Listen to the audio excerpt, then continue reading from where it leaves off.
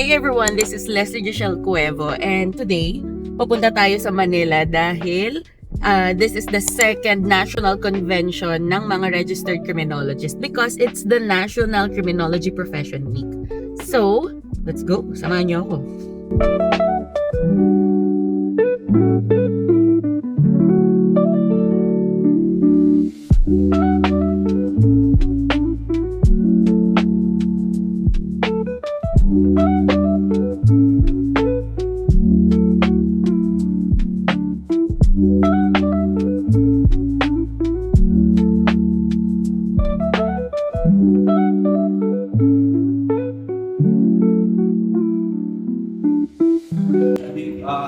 The official delegates of the 2025 Constitutional Convention. So I move, Mr. President.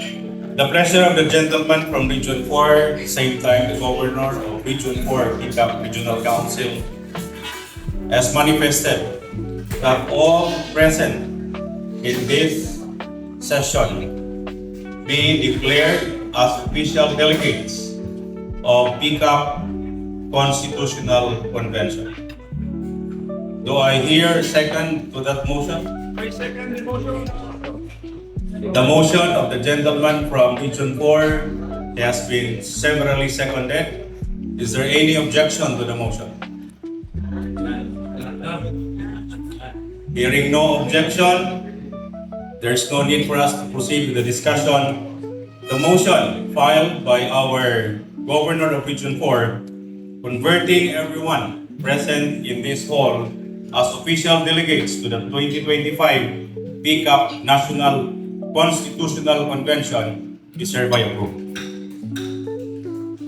So on section 1, under collaboration, there's the term there, among and between criminology practitioners. We suggest that the term criminology practitioners maging all members siya, considering that on the classification of memberships, there are considering the associate members. Okay, so now I'm in our hotel room and ang ginawa namin buong araw is diniscuss yung bylaws per article, per section. It's taking us too long. Article 6 pa lang, hanggang 18 yon. We only have another day left para matapos namin yon. Pero, I think it's going good naman. Medyo matagal nga lang, ang daming comments.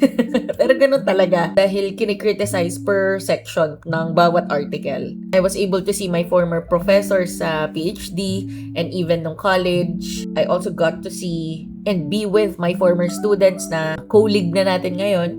I also saw, well, of course, the national officers ng PICAP, other regional officers from the whole Philippines kasi require na magkaroon ng representatives per region. Nakita ko rin yung mga Facebook friends ko.